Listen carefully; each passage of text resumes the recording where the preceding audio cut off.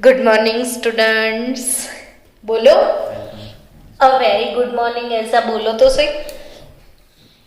Good morning students good morning and welcome to chemistry zone. Chemistry zone. तो ऐसे मरे मरे से क्यों बोलते हो?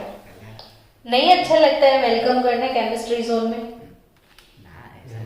ना ऐसा नहीं है, अच्छा लगता है तो वो जोश दिखना चाहिए ना भाई। Welcome to chemistry zone. Yes, welcome to Goa Singham. चलो बच्चों, आज का एक टॉपिक है कि भाई द फर्स्ट मेंबर। मैं लिखती जाती हूं, आप समझते जाना। The first member of P block. The first member of P block differs from the remaining members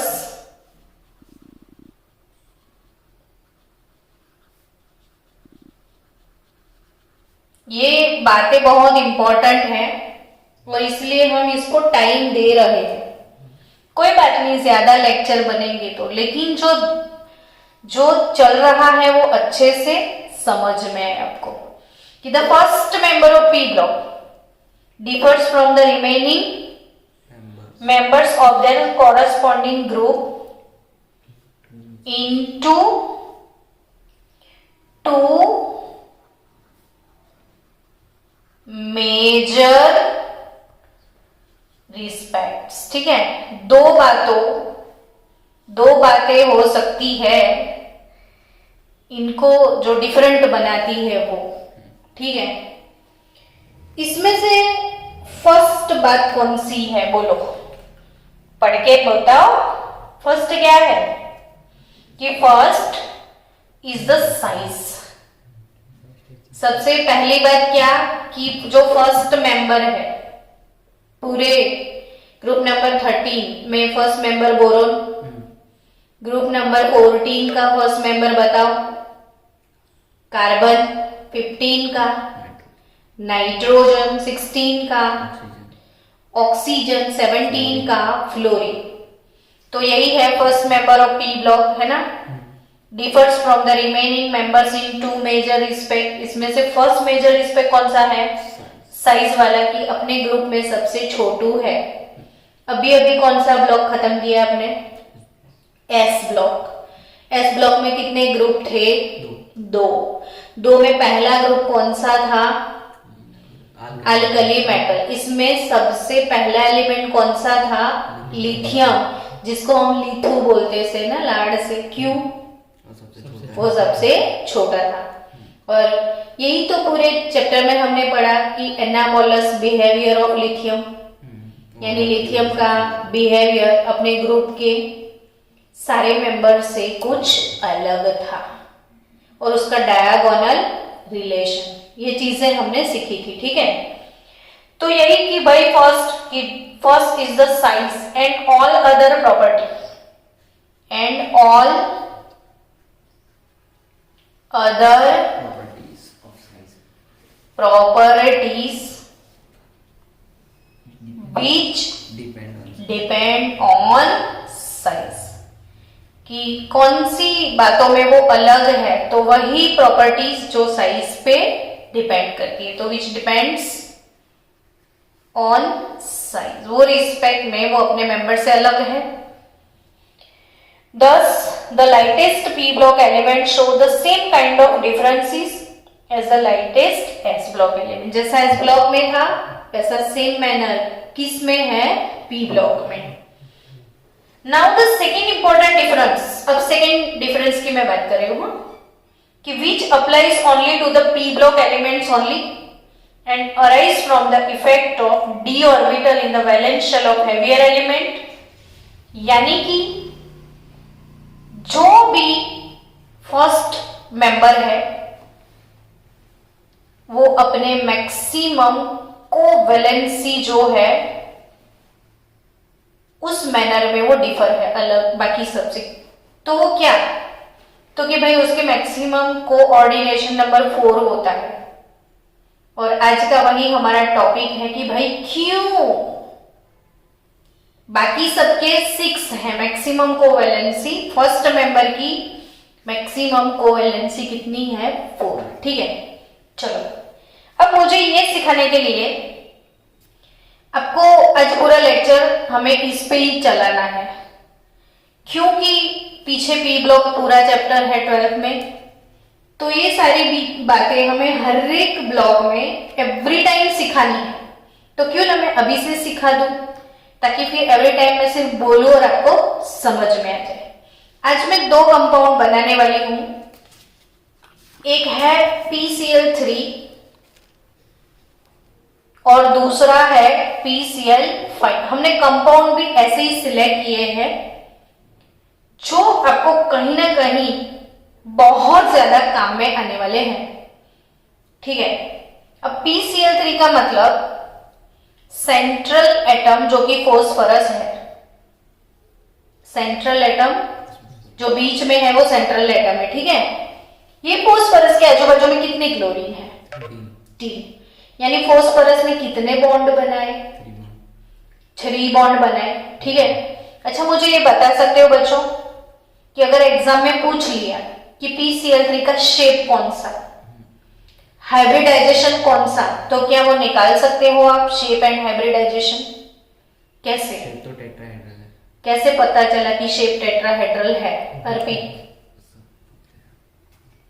सब भूल गया, रिवीजन नहीं मारा तो रिवीजन मारो ना भाई।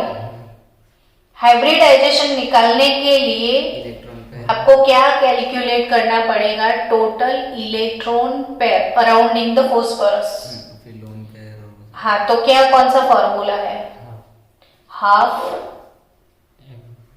V plus M minus C plus A।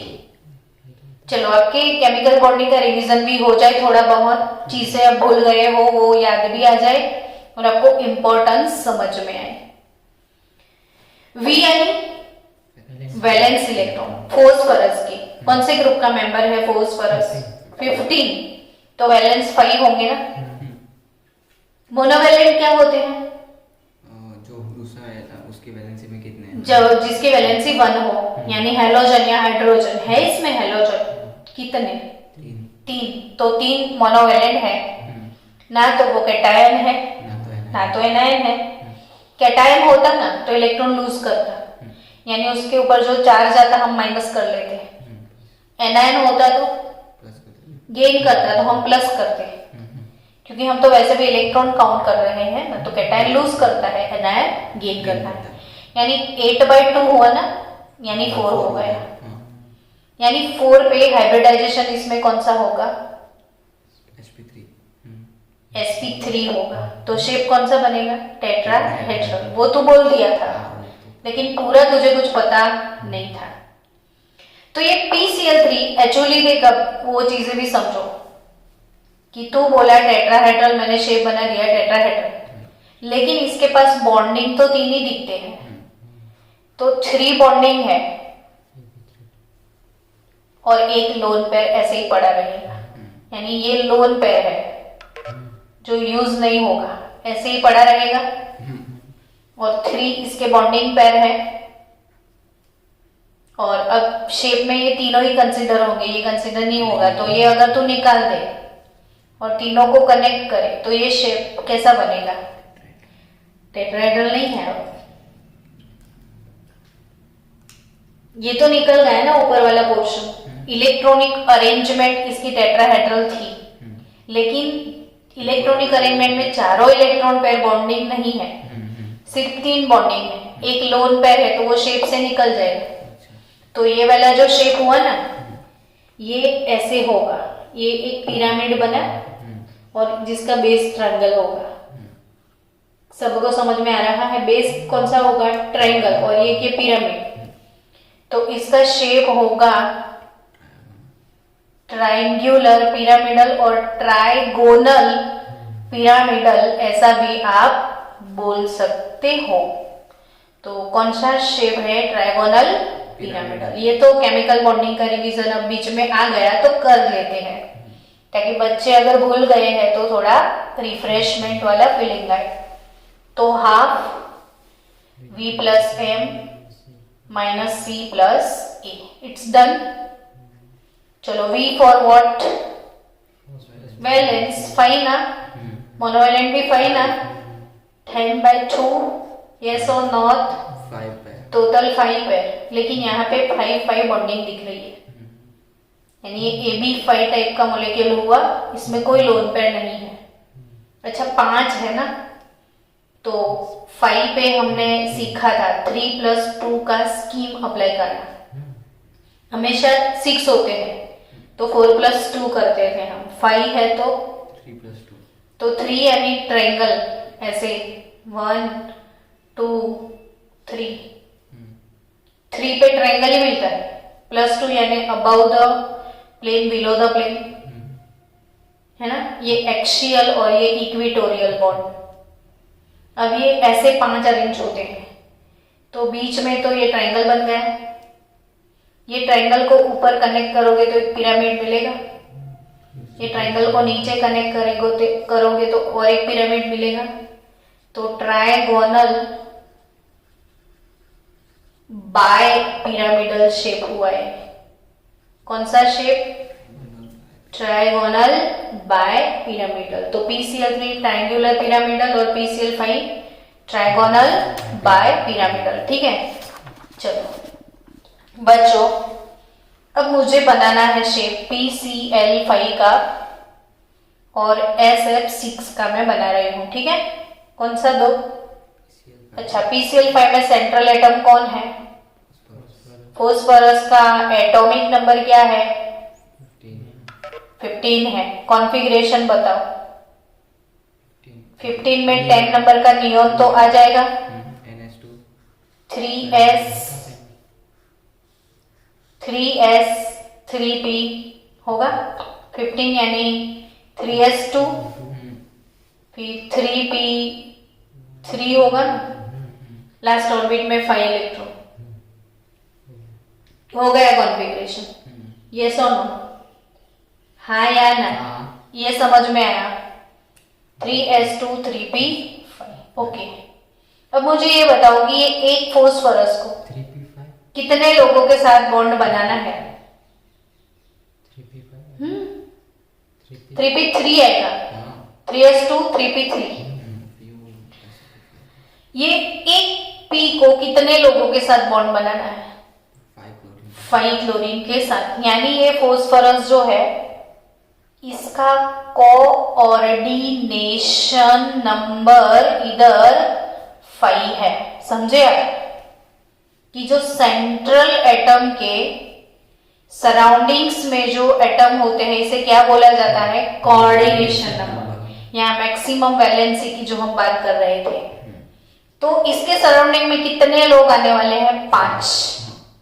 But आपको इधर फैसिलिटी 5 लोगों की लग रही है? नहीं, क्योंकि यहाँ पे 3 लोग आ सकते हैं। शेयरिंग करना है ना आपको, तो एक हमारा एक आपका, हमारा एक है, आपका एक इधर आ सकता है, इधर नहीं आ सकता। अब ये तो 5 के साथ बॉन्ड बनाएगा और हमारे पास फैसिलिटी कितने लोगों की? 3 लोगों की। अब करेगा क्या? तो देखो ध्यान से, फॉस्फोरस इन एक्साइटेड स्टेट, ये इसका ग्राउंड स्टेट था, वो एक्साइटेड स्टेट में चला जाएगा। समझ रहे हो ना? अब कैसे जाएगा वो समझना। ये 3 नंबर का ऑर्बिट है, 3 नंबर के ऑर्बिट में 3s 3p के साथ 3d भी होगा ना बच्चों? यस और नॉट? 3s 3p के साथ 3d, भले इसमें इलेक्ट्रॉन नहीं है लेकिन उसके पास 3d ऑर्बिटल्स अवेलेबल होते हैं। अब होगा क्या कि ये वाला जो एक इलेक्ट्रॉन है वो एक्साइट होके d में चला जाएगा। अब 1 2 3, ये 3 थे, ये वाला एक इधर आ गया। 5 के लिए फैसिलिटी बन गई कि नहीं बनी वो बताओ मुझे। 5 की फैसिलिटी हो गई। सो फॉस्फोरस कौन से हाइब्रिडाइजेशन में जाएगा? sp3d में जाएगा। कौन से हाइब्रिडाइजेशन में? sp3d। अभी अभी सीखा ना sp3d हाइब्रिडाइजेशन।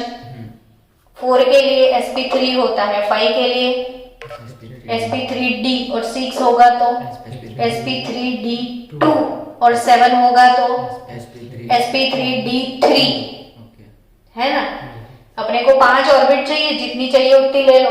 एक s ले लिया, 3p ले लिया, 4 हो गए, एक d ले लो, 6 के लिए 2 d ले लो, 7 के लिए 3d ले लो। हाँ, तो मैक्सिमम यस। तो sp3d हाइब्रिडाइजेशन हो गया। अब आपके साथ 5 ऑर्बिटल sp3d वाली बन गई कि नहीं? सब में इनके एक एक इलेक्ट्रॉन आ गए और फिर क्लोरीन ने अपने एक एक रख दिए, बन गए 5 बॉन्ड। ये 5 बॉन्ड बने कि नहीं? बट किसकी वजह से? ये डी की वजह से, है ना? अब बोरोन का कॉन्फ़िगरेशन देखो। बोरोन 13 ग्रुप का मेंबर है। चलो कॉन्फ़िगरेशन तो बोलो। नियॉन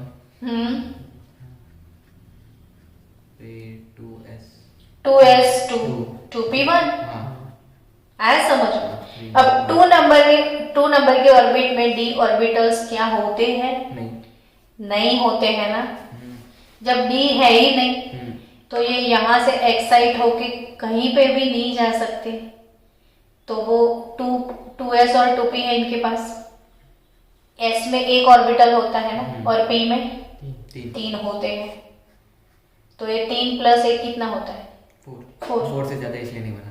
तो ये 4 से ज्यादा बॉन्ड बोरोन नहीं बना सकता है, ऑर्बिटल नहीं है, क्योंकि उनमें डी ऑर्बिटल नहीं है। कितने लोगों को समझ में आया? एक बार रिपीट कर दो फिर। अब ये p है ना, इसने कितने बॉन्ड बनाए? 5 बॉन्ड बनाए। कैसे बनाए वो सोच। डी ऑर्बिटल को मिक्स कर दे। क्योंकि इसके पास d था, 3 नंबर में d था, यस और नॉट? d था और वो भी वैकेंट था। तो इसने अपने इलेक्ट्रॉन को खाली करके इधर भेज दिए, हाँ या ना? Yes yes. इधर भेज दिया तो इसके पास अब कितने लोगों के लिए फैसिलिटी हो गई? और आने वाले 5 लोगों के लिए। अब बोरोन में तो d नहीं है, तो वो किधर भेजेगा? एक्सेप्टेड स्टेट होके कहाँ जाएगा? नहीं होगा। हाँ। तक ही जाएगा। हाँ, तो फिर ये s और p है ना, s के एक सब ऑर्बिटल होती है और p के अंदर 3। कौन से 3? px py pz। तो s का एक, p का 3, टोटल कितना कुल मिला के हुआ? 4। तो बोरोन कितने बॉन्ड बना सकता है? 4 से ज्यादा कभी नहीं। फिर वैसे ही सबके लिए कार्बन। अब समझ में आ गया? चलो हम SF6 भी कर लेते हैं आज। चलो सल्फर, ताकि क्या यही सेम चीज आपकी रिवाइज हो जाए और ये सारे आपके नीट के काम के ही टॉपिक हैं। कोई फालतू का टॉपिक पढ़ाने के लिए हमारे पास टाइम है नहीं। वैसे भी हमारा सिलेबस इतना लंबा है, तो फालतू के टॉपिक कहाँ से पढ़ाएंगे? ये नियॉन हो गया। अब बताओ मुझे कॉन्फ़िगरेशन। एक तो 3s तो होगा और 3p भी होगा इसमें, लेकिन सल्फर की कौन से ग्रुप का मेंबर है? 16 का। तो 3s2 के साथ 3p4 होगा। 3s2 3p4। अब मुझे ये बताओ कि इसकी बॉन्ड बनाने की कैपेसिटी कितनी दिखती है? अभी तो 2 की फैसिलिटी है, ये 2 से ज्यादा बनाएगा नहीं। 6 लोगों के साथ बना के बैठा है। पर डी है ना इसके। यस। तो पर उसके पास क्या है? डी है। तो ये तो नियॉन हो गया ना। 3 नंबर है ना, 3 नंबर वाला 3rd पीरियड में ही होगा। 2nd पीरियड में डी किसी के पास है नहीं। पी ब्लॉक में 2nd पीरियड में किसी के पास भी क्या नहीं है? डी। 3rd में आ जाता है डी सबके पास। चलो अब ये 3s 3p 3d समझ गए हैं? अब ऐसा हो सकता है ना बच्चों कि इधर पेयरिंग है, इधर भी पेयरिंग है। हमको पेयरिंग वालों को अकेला करना है, यानी इसका 1 हो गया, इसका भी 1 हो गया, इसका भी 1 है, लेकिन ये 2 कहाँ गए? इधर आ गए, है ना? तो s 1, p के 3, d के दो, हाँ तो ये ऐसा तो sp3d2 हाइब्रिडाइजेशन हो गया, हाँ हाँ हाँ यस और नॉट। और इसमें 6 फ्लोरीन आ जाएगा अपने इलेक्ट्रॉन पे एक एक इलेक्ट्रॉन को लेके आएंगे तो और बॉन्ड बना लेगा, और इसलिए सल्फर इधर 6 बॉन्ड भी बना सकता है, जबकि फास्फोरस भी 6 बॉन्ड बना सकता है, लेकिन सेकेंड पीरियड वाले लोग नहीं बी बना सी एन ओ एफ सब गरीब है, क्योंकि सबके पास डी नहीं है डी नहीं है, क्योंकि सबके पास खाली एस है और पी है। एस में 1 है, पी में 3 है, कुल मिला के 4 है। तो कार्बन CH4 अगर लिखोगे तो चलेगा, लेकिन आपने CH6 लिख दिया तो ये तो बात ही नहीं बनती कभी। आया समझ में? क्लियर? तो अब आपको मैं एक क्वेश्चन पूछूं कि PCl5 बन सकता है but NCl5 does not exist, why? क्योंकि वो सेकंड पीरियड के पास डी यस, क्योंकि नाइट्रोजन सेकेंड पीरियड का एलिमेंट है, उसके पास डी ऑर्बिटल नहीं है, तो नाइट्रोजन 4 से ज्यादा बॉन्ड नहीं बना सकता है। तो बच्चों मुझे यही चीज सिखानी थी आपको इस पैराग्राफ में कि भाई the first member of P block differs from the remaining member in two major respects। First वाला एक तो साइज में छोटा है, दूसरा इसके पास d ऑर्बिटल्स नहीं होते हैं, और d ऑर्बिटल नहीं होते हैं तो मैक्सिमम कोवेलेंसी 4 होती है, वो 6 बॉन्ड नहीं बना सकते हैं। एग्जैक्टली पूरा पैराग्राफ 100% पक्के से मन से समझ में आया है ना? कभी भूलोगे नहीं ना? जिनके पास डी है तो 6 है, डी नहीं, तो अगर मेरे पास डी नहीं है तो मैं ग्राउंड में क्रिकेट खेलता हूँ तो मैं चौका लगा सकता हूँ, मैं सिक्सर कभी नहीं मार सकता। सिक्सर कौन लोग मारते हैं? डी ऑर्बिटल जिनके पास डी ऑर्बिटल। वैसे भी देखो जो छोटे होते हैं ना हाइट में, उनसे ज्यादा सिक्सर नहीं लगती है, 4 ही लगते हैं। तेंदुलकर ज्यादा 6 नहीं मारता था, वो 4 ज्यादा मारता था, है ना? और धोनी का हाइट है ना, अजय जाडेजा का हाइट है था, तो वो लोग क्या सिक्सर पे सिक्सर डालते थे। तो चलो, आज मुझे सेटिस्फेक्शन मिला कि आपको कुछ समझ में आया, है ना? तो वो पूरा पैराग्राफ, ये वाला टेक्स्ट बुक का ये वाला पैराग्राफ आपको पढ़ना है, वो तो इजी है। और ये वाला पूरा पढ़ के ना आप सारी चीजों को लिखोगे। तो आपको ये पैराग्राफ में एक चीज लिखा है कि जो बोरोन है ना, इसके कॉम्प्लेक्स कंपाउंड अगर बनते हैं तो Ba4 माइनस बनते हैं, हाँ, और एल्यूमिनियम गिव्स AlF6 -3। तो क्यों ऐसा हुआ वो समझाओ। चलो, बोरोन से Bf4 minus, boron forms only Bf4 minus while aluminium gives AlF6 3 तो क्यों ऐसा है? ओ भाई, टेक्स्ट बुक में रीड करने की कहाँ जरूरत है, समझाओ मुझे। हाँ चलो, तो मेरे को बताओ इतनी देर क्यों लगे। वो नियॉन है और बोरॉन के s ऑर्बिटल पूरा भरा हुआ है। यस, बोरोन के पास D नहीं है, हाँ, मैं वो पसंद तो वो 4 बॉन्ड बना सकता है ना, 4 से ज्यादा नहीं। तो इसने कौन सा कॉम्प्लेक्स बनाया? Bf4 minus. और इसके पास कितने हैं? इसके पास एल्यूमिनियम में D होता है, तो इसलिए इसने 6 वाले कंपाउंड बनाए। बच्चों, आपको एक चीज और याद रखनी है, तो -3 कैसे आया? वो तो कॉम्प्लेक्स बन गया इसलिए -3 आया। इससे आपको कोई लेना देना नहीं है ना, ये कॉम्प्लेक्स कंपाउंड है। अब ये माइनस कैसे आया ना, वो एक्सप्लेन करने के लिए मुझे पूरा 1 आवर लगेगा, और वो इसलिए एक्सप्लेन नहीं कर रही हूँ कि 12th में अपना पूरा चैप्टर है कोऑर्डिनेशन कंपाउंड्स, ये पूरा चैप्टर है, और वीडियोस रेडी है, चाहिए तो हो गया 12th में, नहीं चाहिए ना? ओके ठीक है। तो ये कॉम्प्लेक्स कंपाउंड है, ये जो स्क्वायर ब्रैकेट में आते हैं ना, वो कॉम्प्लेक्स कंपाउंड है। और क्यों, वो भी मैं समझा दूं कि ये जो बोरोन है ना, इसके साथ फ्लोरीन ने जो बॉन्ड बनाए हैं ना, ये कोऑर्डिनेट कोवेलेंट बॉन्ड है। कोऑर्डिनेट कोवेलेंट बॉन्ड यानी हमने अभी कैसे ऐसे शेयरिंग किया था कि एक इसका और एक दूसरे का, इसमें ऐसा शेयरिंग नहीं होता है। कोऑर्डिनेट हाँ, एक का खाली ऑर्बिटल और दूसरे के दोनों इलेक्ट्रॉन, इसे कोऑर्डिनेट कोवेलेंट बॉन्ड बोलते हैं। 6 केमिकल बॉन्डिंग में इसके भी वीडियो है अपने, हाँ एक्सप्लेन किया हुआ है ना। जैसे अभी चलो फटाफट से मैं थोड़ा एक्सप्लेन कर दूं कि ये एमोनिया है, ठीक है, कौन सा मॉलिक्यूल है, इसके पास एक लोन पेयर ऐसे ही पड़ा है, तो दे देते हैं। अभी कोई हाइड्रोजन भटक रहा है, आवारा हाइड्रोजन आजू बाजू में घूम रहा है। अब ये आवारा है, इसके पास कोई भी इलेक्ट्रॉन नहीं है और इसको बॉन्ड बनाना है इसके साथ, तो इसके पास तो इलेक्ट्रॉन है ही नहीं, तो कैसे बनाएगा? वो लोन पेयर उसको दे ही देगा। हाँ, पूरा लोन पेयर इसको दे देगा। तो ये वाला जो चौथा बॉन्ड बन जाएगा, NH4 प्लस होगा, इसमें दोनों का एक एक का शेयरिंग है। देखो समझो, इसका इसमें एक एक का शेयरिंग है, इसमें भी है ना, उसमें पूरा ही दे दिया। हाँ, इसमें एक एक का शेयरिंग है, एक नाइट्रोजन का, एक हाइड्रोजन का, नाइट्रोजन, इसने पूरा ही दे दिया। बट दोनों किसके हैं? नाइट्रोजन के, इसका कुछ नहीं है, पर बॉन्ड तो बना है। ऐसे शेयरिंग को हम कौन सा बॉन्ड बोलते हैं? कोऑर्डिनेट कोवेलेंट बॉन्ड, ओके, है ना।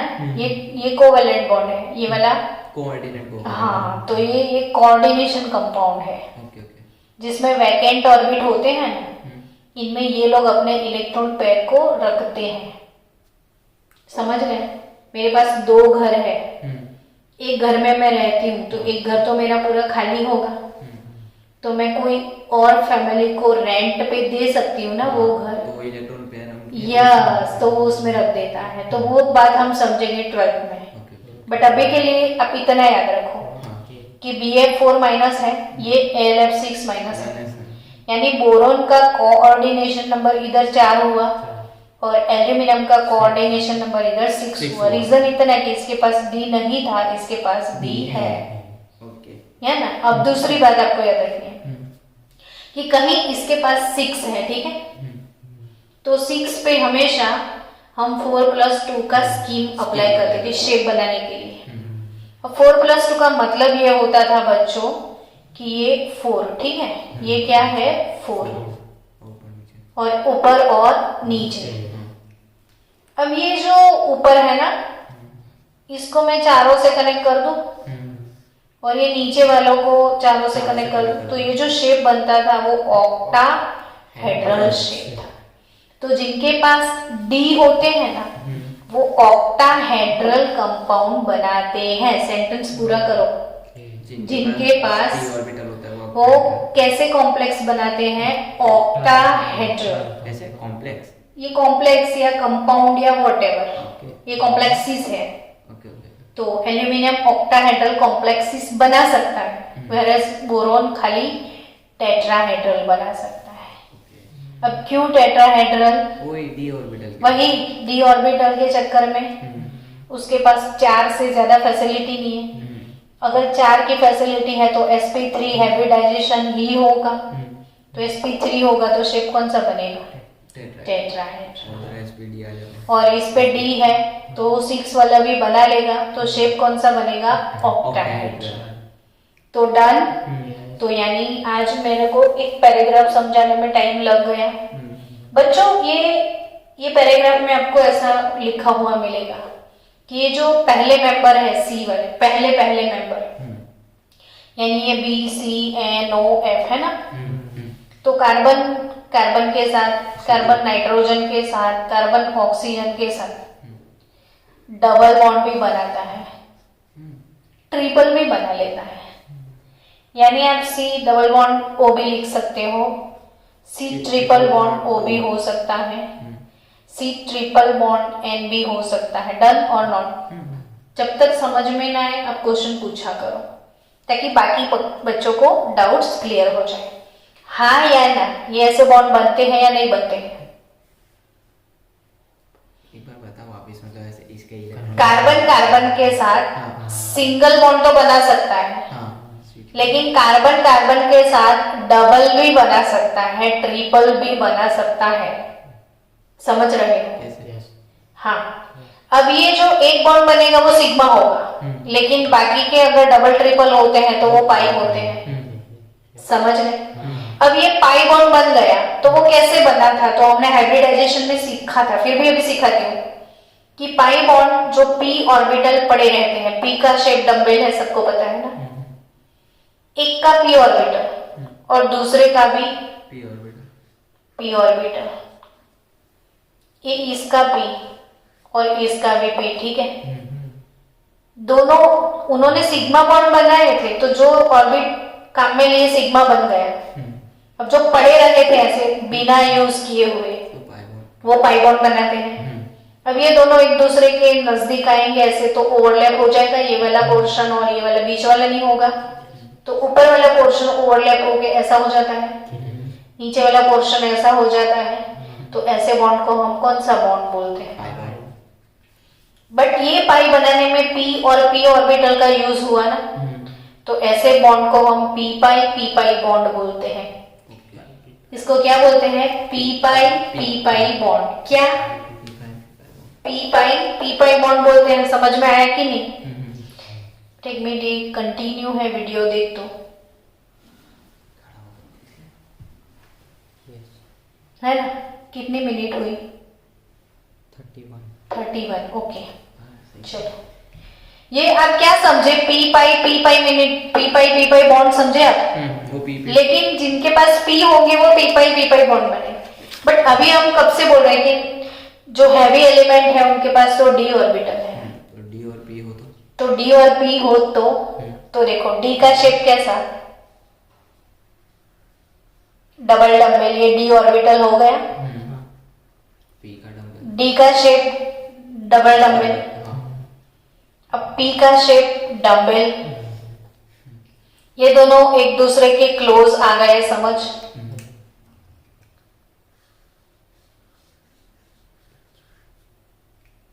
और ये पी ऑर्बिटल इधर आ गए, तो ओवरलैपिंग पॉसिबल है, सिमेट्री सेम है ना? डी पर पी पर, हाँ, तो ये कैसा बॉन्ड बनेगा? डी और पी के बीच में डी पाई पी पाई बॉन्ड बनेगा। और अगर किसी की डी के साथ दूसरे की डी है तो ये मेरा बिगड़ गया शेप, तो भी ये पॉसिबल है ना ओवरलैपिंग। तो वो कौन सा बॉन्ड बनेगा? D pi bond. इजी ना? तो जो ऊपर वाले लोग हैं यानी B C M O M, वो गरीब जिनके पास डी नहीं है, वो पी पर वो कौन सा बॉन्ड बनाएंगे? खाली पी पाई बॉन्ड। लेकिन बाकी के सारे मेंबर डी पाई पी पाई और डी पाई बॉन्ड भी बना सकते हैं। ये पूरे पैराग्राफ की सारी बातें मैंने आज समझा दी आपको। यहाँ से पूरा यहाँ तक हो गया। आया समझ में? तो कल हम शुरू करेंगे group number 13 elements the boron family से। तो आई थिंक आज का जो मेन पार्ट था मुझे समझाना था, कल भी मैंने एक मेन टॉपिक उठाया था